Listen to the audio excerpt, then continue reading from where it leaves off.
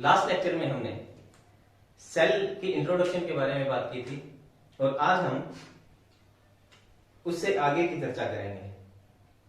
ठीक है, last lecture में हमने डिफाइन किया था कि सेल को डिस्कवर किसने किया, डेड सेल को किसने डिस्कवर किया, लिविंग सेल को किसने डिस्कवर किया, सेल थ्योरी पर चर्चा कर रही थी। आज हम बात करेंगे सेल के शेप और साइज के बारे में। तो आज का हमारा जो टॉपिक होगा वो होगा shape and size of the cell.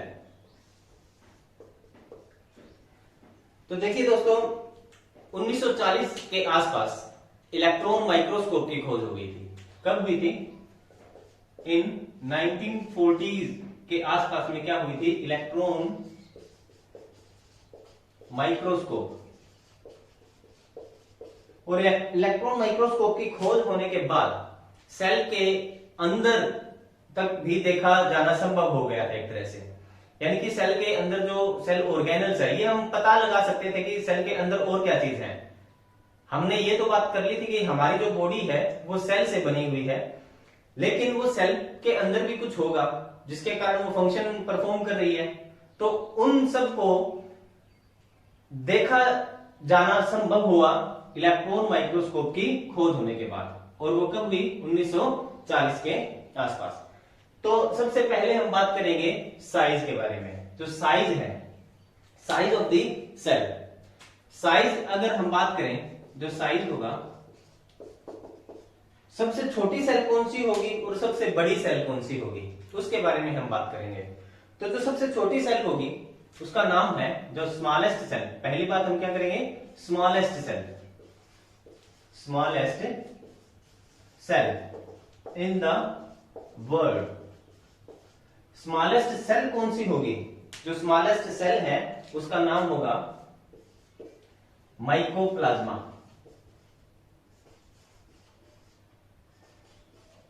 Mycoplasma, इसको हम पीपीएलओ भी बोलते हैं।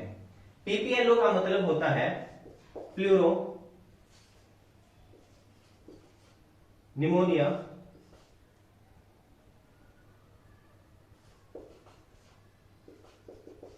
Like organism. Pleuro pneumonia like organism. ये जो माइकोप्लाज्मा या फिर पीपीएलओ है, ये क्या होता है? ये एक बैक्टीरिया है। क्या है ये? बैक्टीरिया। बैक्टीरिया है लेकिन विदाउट सेल वॉल। ऐसा बैक्टीरिया जिसकी सेल वॉल प्रेजेंट नहीं होती। तो इसका जो साइज होता है माइकोप्लाज्मा का, इस माइकोप्लाज्मा का जो साइज होगा वो होगा 0.1 से लेकर म्यूमीटर टू 0.3 म्यूमीटर। ये आपने साइज याद रखना है। माइकोप्लाज्मा क्या होती है? एक बैक्टीरिया सेल होती है, बैक्टीरिया ही होता है, लेकिन ऐसा बैक्टीरिया जिसके पास सेल वॉल प्रेजेंट नहीं होती है। ये वायरस से बड़ा होता है। माइकोप्लाज्मा जो है वायरस से बड़ा होगा लेकिन बैक्टीरिया से छोटा होता है। ठीक है जी। अब यहां पर इसका साइज हो गया। देखिए, हमने अभी एक शब्द लिया है वायरस, और सेल थ्योरी के अंदर हमने पढ़ा था कि all the living organisms are made up of cells. लेकिन वायरस एक ऐसा, हम इसको ऑर्गेनिज्म कह सकते हैं जो ना तो लिविंग होता है ना ही डेड होता है। ये डेड होगा जब ये फ्री एग्जिस्ट करता है, यानी कि जब ये एयर वगैरह के अंदर होगा, तो उस समय पर ये वो जो वायरस होता है, वायरस क्या होगा? डेड होता है। लेकिन जब वो वायरस किसी बॉडी की सेल के अंदर एंटर कर जाएगा, या किसी सेल के अंदर कोई यूनिसेलुलर ऑर्गेनिज्म भी तो हो सकता है ना, उस यूनिसेलुलर ऑर्गेनिज्म की सेल में एंटर कर गया, या फिर किसी लार्ज जो एनिमल है उसकी सेल्स के अंदर एंटर कर जाता है, तब वो लिविंग हो जाता है। ठीक है जी। तो इसलिए जो वायरस होता है उसको लिविंग और जो नॉन लिविंग होते हैं उनकी बाउंड्री के ऊपर रखा जाता है। ठीक है, ये बात आपने याद रखनी है। तो वायरस जो है ना तो लिविंग होते हैं ना ही डेड होते हैं। वायरस को कहां पर रखा जाएगा? On the boundary of the living and non living, या फिर डेड। तो माइकोप्लाज्मा क्या होगा? सबसे छोटी सेल होती है पूरे वर्ल्ड के अंदर। बैक्टीरिया की सेल होती है लेकिन उसके अंदर सेल वॉल प्रेजेंट नहीं होती। दूसरी अगर हम बात करें लार्जेस्ट सेल, सेकंड है largest cell in the world. जो लार्जेस्ट सेल होगी पूरे वर्ल्ड के अंदर वो कौन सी सेल होगी?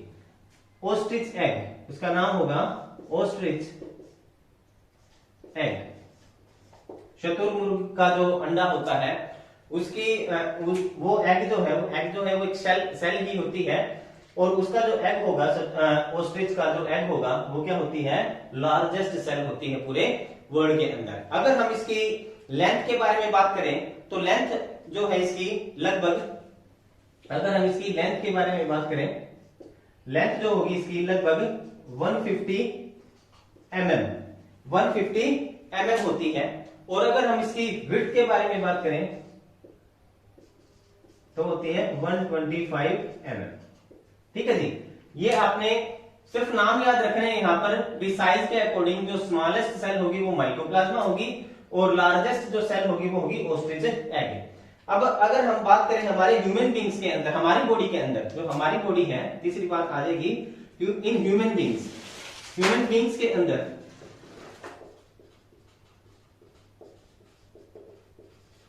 ह्यूमन बींग्स में जो लार्जेस्ट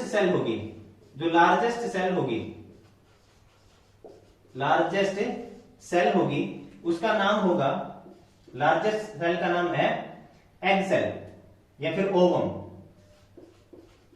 जो ओवम होता है, फीमेल जो एग होता है वो क्या होगा? लार्जेस्ट सेल होती है बॉडी के अंदर। और अगर हम बात करें स्मॉलेस्ट सेल की,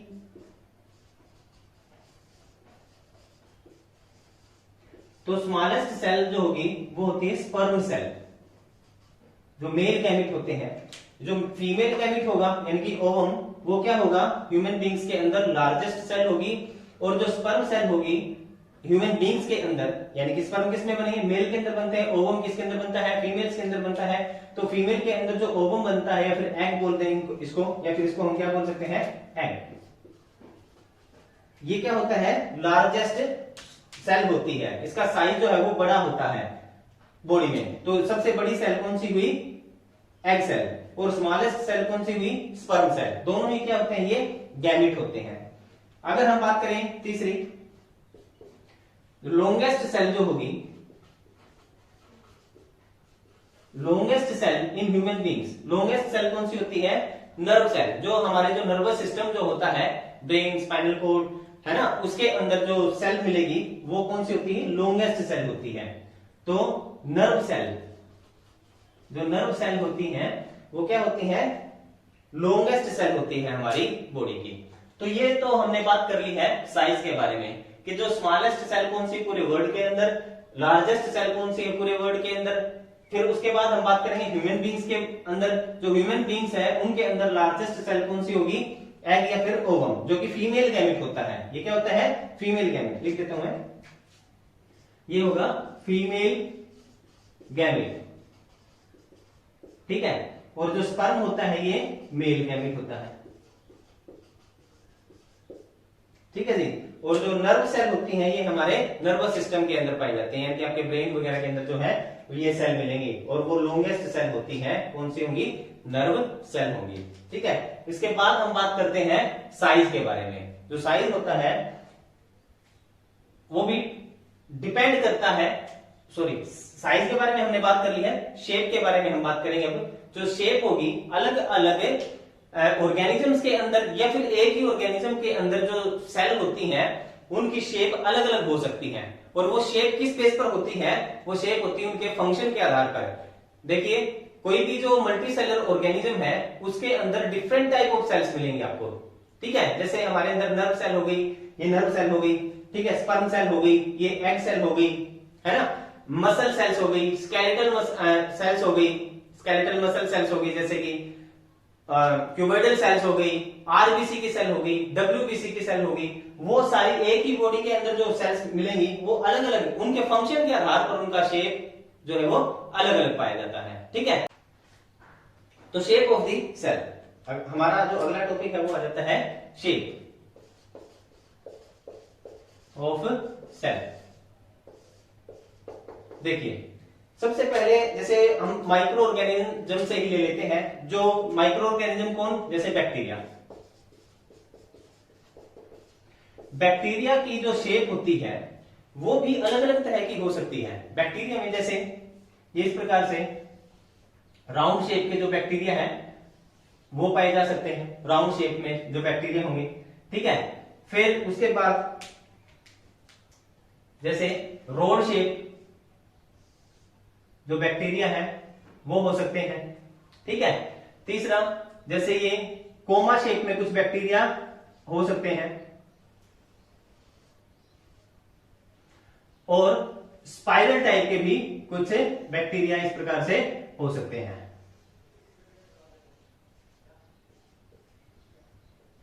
इस प्रकार से बैक्टीरिया के अंदर ये देखिए डिफरेंट टाइप ऑफ सेल्स, यानी कि शेप ऑफ द सेल जो है वो अलग अलग है। जैसे ये बैक्टीरिया है, ये राउंड शेप में है, इसको हम बोलते हैं कोकस। जो रोड शेप होते हैं ये कैसे हैं, राउंड शेप हो गए, कोकस मतलब राउंड शेप। अगर ये जो बैक्टीरिया है अगर इस प्रकार से जैसे एक लॉन्ग चेन बना लेते हैं, इनको हम बोलते हैं स्ट्रेप्टोकोकस। स्ट्रेप्टोकोकस, वही स्ट्रेप्टोकोकस जिसके कारण निमोनिया वगैरह हो जाता है, स्ट्रेप्टोकोकस निमोनिया जिसको बोलते हैं, वो बैक्टीरिया के कारण ही होता है। ये क्या है, रोड शेप बैक्टीरिया है, रोड शेप बैक्टीरिया। जो रोड शेप बैक्टीरिया है उसको हम बोलते हैं बैसिलस। ठीक है, जो 2001 के अंदर कोई एक बीमारी आई थी एंथ्रेक्स नाम से, वो बीमारी इसी के कारण फैली थी। तीसरा है विप्रो, ये जो कोमा शेप है, ये कोमा शेप बैक्टीरिया है, कोमा शेप जो बैक्टीरिया है इसका नाम क्या है, हम इसको बोलते हैं विप्रो। इसका जो टाइप है वो क्या होगा, विप्रो, यानी कि इसको इसकी जो शेप होगी ये विप्रो होती है, यानी कि कोमा शेप होती है। लास्ट जो है ये आपको स्पाइरल टाइप जैसे झूम रहा है, ठीक है, स्पाइरल टाइप मिलेगा ये, तो इसको हम बोलते हैं स्पाइरुलम बैक्टीरिया, स्पाइरुलम बैक्टीरिया। तो ये अलग अलग शेप हो गई है। ठीक उसी प्रकार से अगर हम बात करें फ्रॉग के अंदर, देखिए जो फ्रॉग की जो आरबीसी होती है, ये कौन सी सेल है, देखिए फ्रॉग की जो आरबीसी होगी वो कुछ इस प्रकार से होती है, बीच में से उभरी हुई,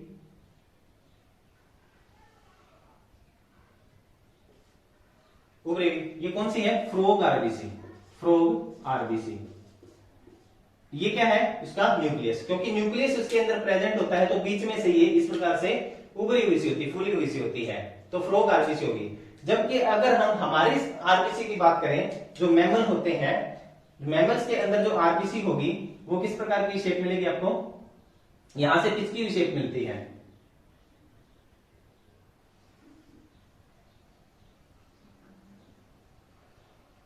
ये इस प्रकार की। ये क्या है, ह्यूमन आरबीसी, आरबीसी क्यों, क्योंकि न्यूक्लियस एब्सेंट है, न्यूक्लियस एब्सेंट होता है। न्यूक्लियस एब्सेंट होने के कारण इसकी जो शेप होती है वो इस प्रकार से होती है। अगर अगली हम बात करें, ये इस प्रकार से थोड़ी सी इरेगुलर जो शेप होती है, ये किसकी है, डब्ल्यूबीसी की, डब्ल्यूबीसी व्हाइट ब्लड सेल। ये क्या है, रेड ब्लड सेल। हमारे अंदर जो आरबीसी होती है उसकी शेप इस प्रकार से होगी, और जो डब्ल्यूबीसी है उसकी शेप होती है इस प्रकार से, थोड़ी सर्कुलर होगी बट इरेगुलर इन शेप होती है। अब अगर हम बात करें, जो हमारी जो मसल सेल्स होती हैं, मसल सेल्स इस प्रकार से मिलेंगे आपको, पॉइंटेड, एज से पॉइंटेड होती है, ये मसल सेल्स होंगी, ये मसल सेल्स होंगी। फिर उसके बाद अगर हम बात करें प्लांट्स के अंदर, जो प्लांट्स होती हैं, एक और बात कर लेते हैं, हमारी जो नर्व सेल होती है, नर्व सेल की जो शेप होगी वो इस प्रकार से मिलेगी,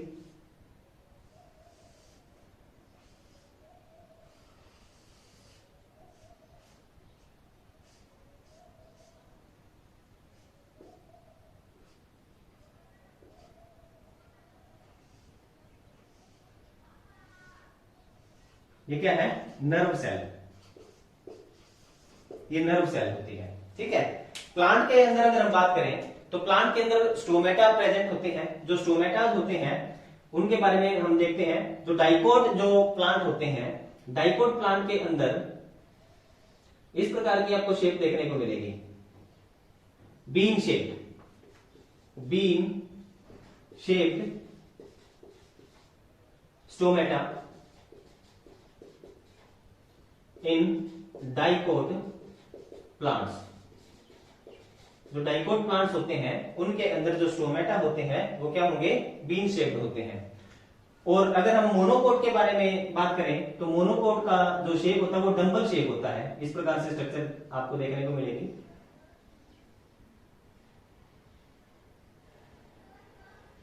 ये डंबल शेप है।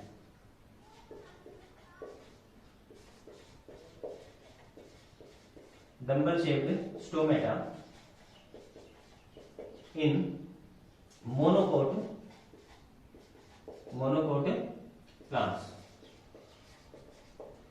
तो इस प्रकार से आप देख सकते हैं कि जो सेल होती हैं उनकी शेप अलग अलग तरह से प्रेजेंट हो सकती है, अलग अलग तरह से। जैसे ये बैक्टीरिया के अंदर देखिए अलग अलग शेप की जो है आपको सेल्स मिलेंगी। ये राउंड शेप की है, जैसे ये रोड शेप हो गई, ये कोमा शेप हो गई और वो स्पाइरल टाइप हो गई। फिर उसके बाद अगर हम बात करें फ्रॉग के अंदर जो आरबीसी होंगी वो इस प्रकार से बीच में से उभरी हुई होंगी because of the presence of the nucleus. अगर हम ह्यूमन आरबीसी के बारे में बात करें तो ये भी डबल शेप में ही प्रेजेंट होती है, बाइकनकेव टाइप होगी। और क्या है कि इसके अंदर न्यूक्लियस एब्सेंट होता है। ह्यूमन यानी कि ह्यूमन किस में आते हैं, मैमल्स में आते हैं। और मैमल्स के अंदर जो आरबीसी होगी, रेड ब्लड सेल होती है, उसके अंदर न्यूक्लियस एब्सेंट होता है। यहाँ पर एक एक्सेप्शन आ जाता है, एक तो कैमल और दूसरा लामा। ये दो ऐसे मैमल होते हैं जिनके आरबीसी के अंदर न्यूक्लियस प्रेजेंट होगा। ये डब्ल्यूबीसी की शेप हो गई है इरेगुलर, अमीबा टाइप आपको देखने को मिल रही होगी। अमीबा जो है वो इस प्रकार से इरेगुलर शेप में ही प्रेजेंट होता है। ये अमीबा है जैसे, ठीक है, अमीबा की शेप जैसे ही ये हमारी डब्ल्यूबीसी की शेप होती है। ये हमारी मसल सेल्स हो गई, ये नर्व सेल हो गई। और ये डाइकोट प्लांट्स के अंदर जो स्टोमेटास प्रेजेंट होते हैं उसकी शेप होती है बीन शेप्ड होगी, राजमे की दाल जैसी। और डंबल शेप जो स्टोमेटा मिलेंगे आपको किसके अंदर, मोनोकोट प्लांट्स के अंदर। अमीबा की जो शेप होती है ये यूनिसेलुलर ऑर्गेनिज्म होगा। और क्या होता है, ये इरेगुलर शेप होती है इसकी थोड़ी सी। तो इस प्रकार से आज हमने बात की है different shape and size of the cell. In the next lecture we will discuss about the type of the cell. Till then, thank you.